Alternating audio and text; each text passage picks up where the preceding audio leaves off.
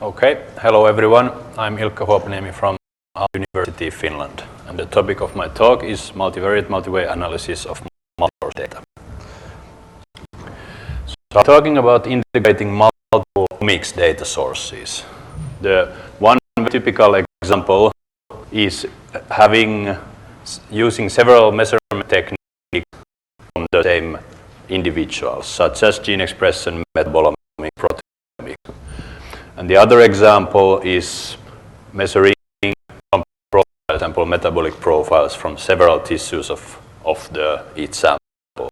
And the point is that each tissue would then have different, or at least partly metabolites, or whatever. And then we end up having multiple data sources with different variables. So this is the example and the case study that we've been using, and I'll be using this in talk, integrating multiple metabolomic profiles from cancer mice. Okay. So what is metabolomics? Diseases have been shown to affect the concentrations of metabolites, such as in gene expression. And our data will be concentrations of more than 100 metabolites in each tissue, measured by mass spectrometry techniques. And the notation that I'll be using is that I'm trying to illustrate the experimental designs with this kind of data matrices. So the idea is that if we measure a metabolic profile from one sample, then we end up having one row in our data matrix, which shows the concentrations of the metabolites. So in these studies, each sample is usually associated with some covariates, and the task is usually to find the potential biomarkers for disease by finding different concentrations of the metabolites, and then we usually want to have some kind of confidence intervals for our results. So usually in the experiments, people consider one-way experimental designs or use one-way methods. So basically, you compare diseased and healthy, and then you can find potential biomarkers for disease. However, the experiments usually have additional variates, such as gender, time series, medical treatment. So you really having a multi-way experimental design, or you can call it multifactorial design as well. And this image represents a two-way design where each sample is associated with two covariates, being the disease status and the treatment status. So you end up having populations of measurements associated with a set of covariates. So the basic method for dealing with multi-way analysis is ANOVA, or you can call it linear model, or in the multivariate case it's called MANOVA. So the idea is that the data vector that you've measured from one sample consists of the following curves. There is a grand mean, which is the overall mean concentration of the metabolites or the variables. Then you have main effects, alpha, beta, that model the effects of the covariates, disease or treatment. And then the most interesting one is usually the interaction effect, which points out, do these covariates have interaction? For example, does treatment cure the disease? As you all know, the problem with biological studies is that you really have high-dimensional data and very small sample size because of economical and ethical costs. So this is really the size of the data matrix. And because of these standard statistics, the multivariate ones, they don't work. And in addition, you need to have some kind of uncertainty estimation when the number of samples is. And what you need is a strong dimensionality reduction. And in our case, we'll be using the prior information that the metabolites for similarly behaving groups. So back to the multi-source case, we'll be now dealing with the where we have several profiles, meaning several data sources measured from each patient. And as I said, the variable spaces are different. So these are the typical characteristics, sample pairing and then variable spaces. There are existing methods for doing of data source integrations such as canonical correlation analysis, but they don't take into account covariate information. And so, on the other hand, formulating this as an ANOVA across multiple data it's not currently possible with the current methods. So again, this will be the data matrix for data source and the samples associated with existing methods such as correlation and variable spaces, but do not, and our attribution in this page is comparable space data spaces, and what we really want to do if we want to find the ecosystem into shared source specific. So the idea how we formulate this is that we consider the source as an additional covariate. Linear model now becomes a three-way model where in addition to this disease and treatment information, we have a new covariate source, and then we have the interaction effects of these. However, it's not possible to write the linear model like this because data spaces are different in different data sources. We can formulate it by using the infra-paired samples. So this is how we can show that, for example, the profiles X is a combination of shared effects and source-specific effects. But we then need F, which it's a projection from latent effects into the actual data space. And we don't know the F beforehand, but we can learn data while we are training the model. So that the source-specific disease effect, for example, is now an effect of disease source. So we'll be using Bayesian modeling to solve this problem because it has several advantages. So the first one is that the Bayesian modeling allows a very rigorous way to estimate the uncertainty of the results, which is very important when the sample sizes are small. Then the Bayesian model also allows building hierarchical models. So we can really build a model that takes into account all the characteristics of this complicated problem, having multiple ways, multiple sources, and dimensionality reduction and all that. So dealing with the high dimensionality and small sample size, it's really a hard problem if you want to do multivariate analysis. So standard approaches they overfit very badly. But with Bayesian modeling, we can bring proper kind of prior knowledge such that we can formulate those such that it doesn't overfit necessarily. Okay. So this is the model that we have for the task. So according to the of graphical models, we write models. It means that we have the two data spaces. So observed data is shown by tables. So we do two observed data sources and observe the covariates, for example, so the disease and the treatment information. Then we have a lot of latent variables to estimate. So usually in Bayesian hierarchical models, one is a generative process, and then one can learn the model parameters. So our generative process is that we assume there are some latent caused by the disease and treatment. And by the way, I'm trying to illustrate with the data matrix the dimensionalities of these latent variables. So these latent effects generate variation to a shared data space. So variation for each sample.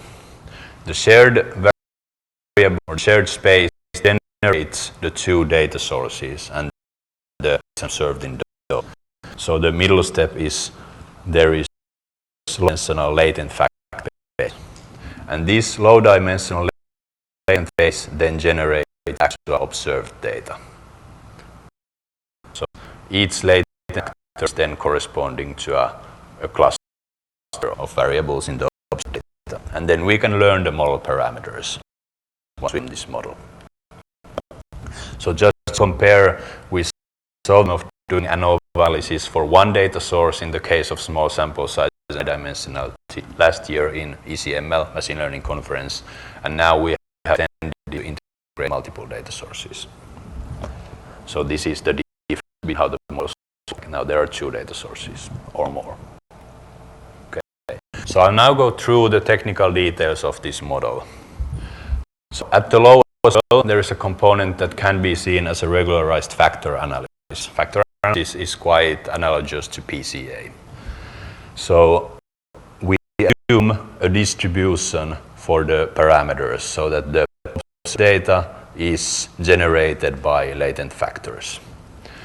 However, since there is the problem of small sample size, we have to regularize the model. We end up having clusters of similarly behaving variables so that ANOVA effects or the covariate effects are interpreted for clusters of similarly behaving variables. So the regularization assumption in this case is simply that we assume that each variable comes from one factor only. So this is basically a clustering assumption. So we end up having a factor analysis type component where each factor acts on a cluster of metabolites or variables. Then at the next level, the data sources are integrated with a can be seen as the model of canonical correlation analysis. So we integrate data from the low-dimensional latent factor space. And then the actual ANOVA type analysis is done in a shared latent space. So the linear model is now on this shared variable day. And this grand mean overall level is at the lowest level then. So we then end up being able to estimate the shared effects of the treatment and the interaction from the shared latent variable. To zoom in a little bit more, in addition, make the decomposition shared and source-specific effects that, for example, the latent factor space X of the shared effect and the source-specific effects, how it's written in equations. And I get, again, emphasize that the source disease effect, for example, means an interaction of the source. Okay, so what we get results. So in this study, we've tried samples we need to find effects that we've generated the data from model. So each of these subplots, we have the posterior as a function of the samples, and then the vertical axis distribution of each sample. So how we interpret is that if the posterior distribution, it's on the model. If it's completely outside, found a statistically significant effect, or this is what correlational statistics having a p-value smaller than 0.5. On the other hand, if the posterior effect is around zero on both sides, then we don't have a significant. So what we've seen in these results is that we've generated these effects that are encirculated by the blue boxes. We can see that already with small sample sizes we can find the effect. We need 60 samples, and the main effect with 30 samples. And on the other hand, where we didn't, we don't find any positives.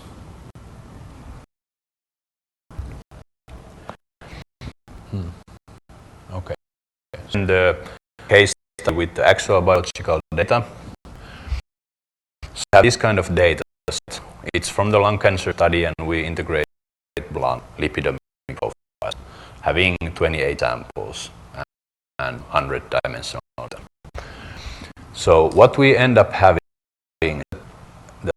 well, this indicates again the posterior distributed effect. So if it's zero completely, then it's a statistically significant.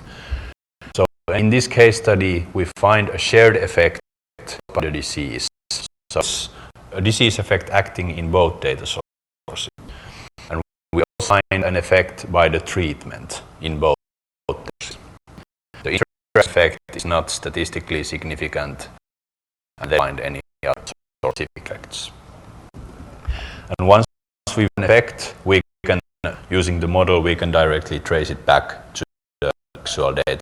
So which lipid clusters were upregulated, which ones were downregulated.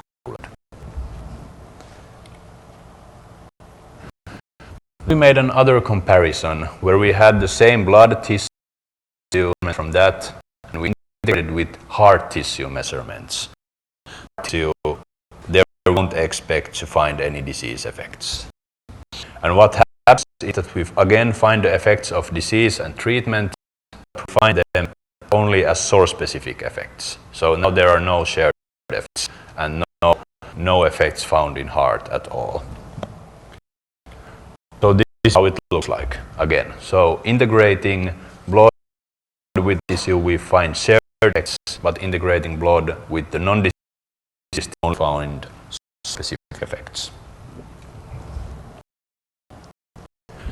So where can we compare our method? So I guess the first one to define a decomposition of ANOVA multivariate effects into shared effects and source-specific effects. Other possible approaches, you can always do univariate multivariate ANOVA, then you have to deal with the multiple testing correction. Then if you want to do multivariate, you have to do some kind of dimensionality reduction. So the typical case is to use PCA and then do MANOVA. You can do either one data source at a time, or if you want to integrate the sources, you can pool them and do PCA and MANOVA. However, these approaches cannot redefine effects across datasets. So this is to show the same data that I had.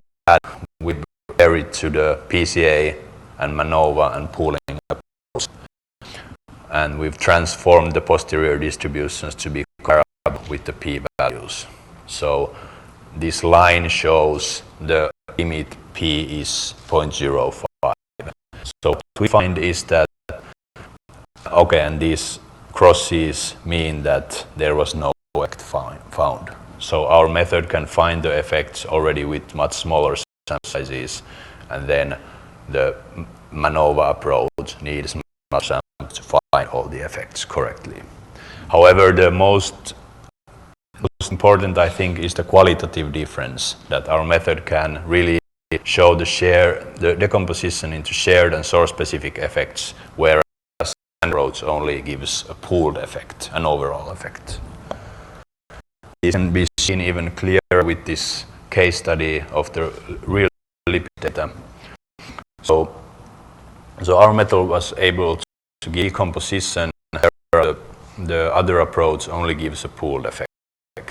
And in addition, the MANOVA approach was only able to disease effect, but not the treatment effects, which indicates that the PCA dimensionality reduction is normal. So, and the other difference is that comparing these two case studies, our method was able to adapt whether it's a shared effect or in the other case it was a source-specific effect. However, this kind of pooling approach gives the same result for both cases. There was a disease effect somewhere. Okay, so I'll end up with the conclusions. Experiments nowadays often have this kind of design covariates, and you integrate multiple data sources, data sets. And our method is able to these covariate effects into shared and source-specific effects, able to deal with sample sizes. Okay. There's more information and the code available at our webpage. To come in 1 hour to my paper to talk more about the details. I want to acknowledge Finnish and ISCB for the travel fellowship. Thank you.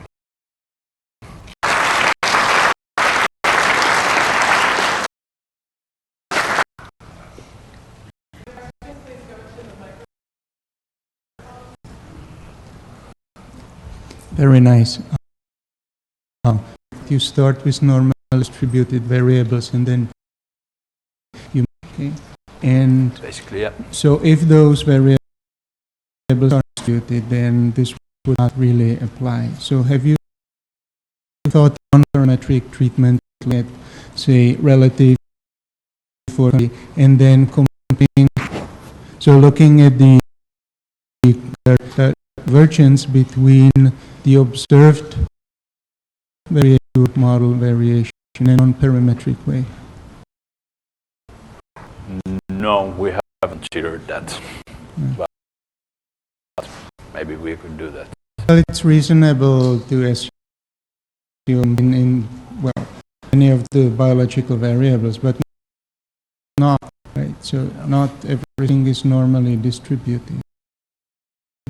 And the tails, you can have some power loss and they have issues with that. We saw that in, say, the financial model is assuming normality, and then, say, power loss, then you can have events which are very, very rare in distribution, but are less rare in reality. It's definitely a possible problem. Of course, taking a logarithm of data is probably a little bit, but